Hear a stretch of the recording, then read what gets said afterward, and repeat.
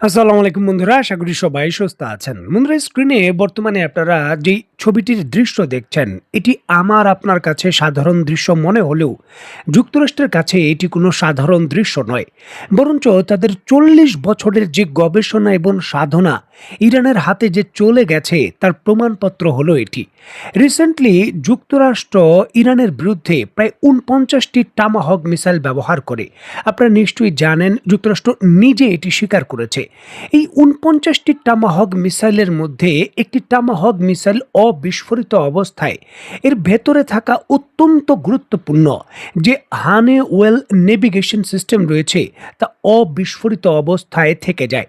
আর সেটিই কিন্তু সরাসরি ইরান অক্ষত অবস্থায় ক্যাপচার করেছে। দেখুন, যুক্তরাষ্ট্রের বিখ্যাত সংবাদ মাধ্যম ব্লুমবার্গ থেকে শুরু করে অন্যান্য বড় বড় সংবাদ মাধ্যম অত্যন্ত গুরুত্ব সহকারে হানিওয়েল যে ইনিশিয়াল মেজারমেন্ট ইউনিট রয়েছে বা হানিওয়েল IMU এর অত্যন্ত গুরুত্বপূর্ণ কম্পাউন্ড ইরানের কাছে যাওয়াটা অত্যন্ত বিপজ্জনক একটি প্রক্রিয়া হিসাবে উল্লেখ করেছে এবং ইরান যুদ্ধে যুক্তরাষ্ট্রের অন্যতম সবথেকে বড় পরাজয় হিসাবে, টেকনিক্যাল পরাজয় হিসাবে এটিকে স্বীকৃত করছে।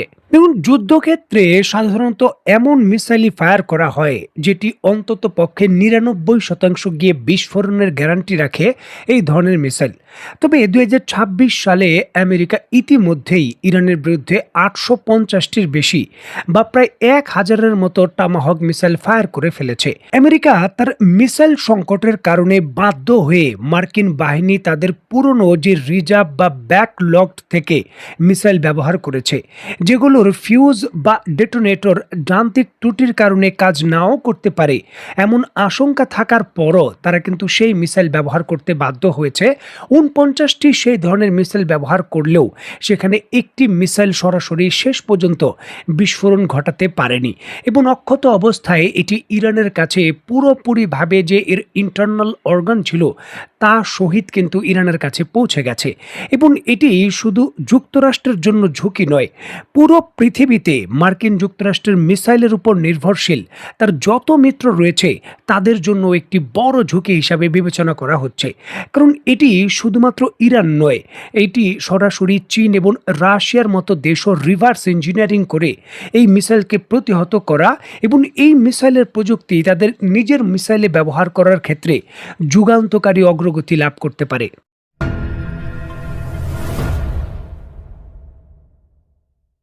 দেখুন, হানিওয়েল ইনিশিয়াল মেজারমেন্ট ইউনিট বা হানিওয়েল IMU এটি হলো একটি অত্যন্ত উন্নত ইলেকট্রনিক্স মডিউল যা মূলত মিসাইলের ভেতরে কান এবং ভারসাম্য নিয়ন্ত্রণকারী মস্তিষ্ক হিসাবে কাজ করে। আধুনিক যুদ্ধক্ষেত্রে রাশিয়া এবং চীনের বিভিন্ন ধরনের ইলেকট্রনিক জ্যামিং টেকনোলজিগুলো যেখানে মিসাইলের GPS সিস্টেমকে ব্লক করে দিয়ে মিসাইলকে অন্ধ করে দিতে পারে, সেখানে এই IMU সিস্টেম সরাসরি GPRS সিস্টেম ছাড়াই তার টার্গেটের দিকে লক্ষ্য নির্ধারণ করে জ্যামিং ছাড়াই চলতে পারে। দেখুন, এই IMUর মূল কাজ হলো কোনো বাহ্যিক সিগন্যাল ছাড়াই মিসাইলটির বর্তমান অবস্থান হিসাব করা।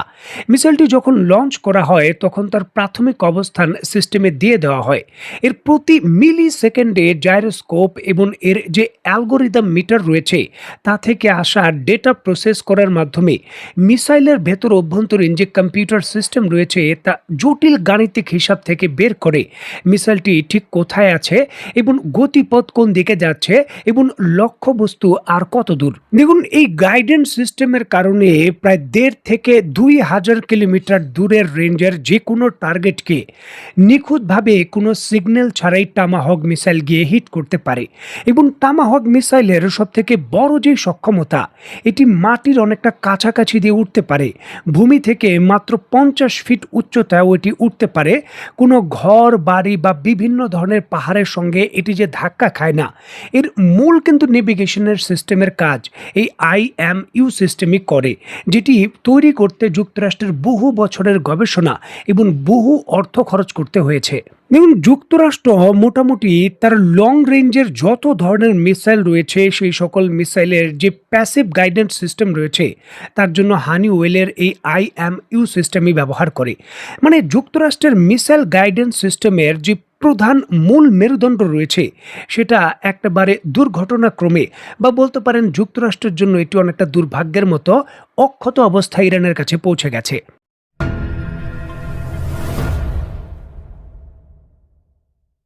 দেখুন, একটি রোগের ঔষধ তৈরি করার জন্য ঠিক যেইভাবে প্রথমে জানার প্রয়োজন যে রোগটি কি করে কাজ করে বা ভাইরাসটি কি করে কাজ করে, তারপরে কিন্তু তার কাজ বন্ধ করে দেওয়ার জন্য উপযুক্ত ওষুধ তৈরি করা হয়।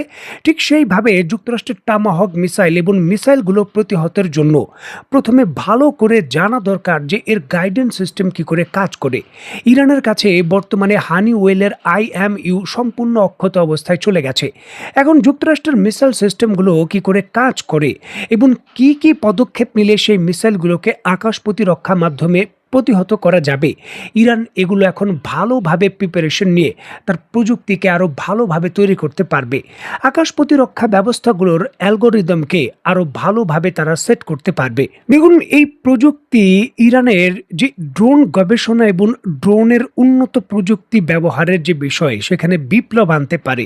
সামরিক বিশেষজ্ঞরা বলছেন যে ইরানের নিজস্ব ড্রোন যেমন শাহেদ সিরিজ বা ক্রুজ মিসাইল যেমন সুমার বা পাভের প্রোগ্রাম যে রয়েছে বেশ উন্নত হলেও তাদের নেভিগেশন সিস্টেমের নির্ভুলতা বা CEP এগুলো কিন্তু মার্কিন যুক্তরাষ্ট্র থেকে অনেকটাই পিছিয়ে। এর জন্য নির্ভুল আঘাতের ক্ষেত্রে কিছুটা জটিলতা তৈরি হয়।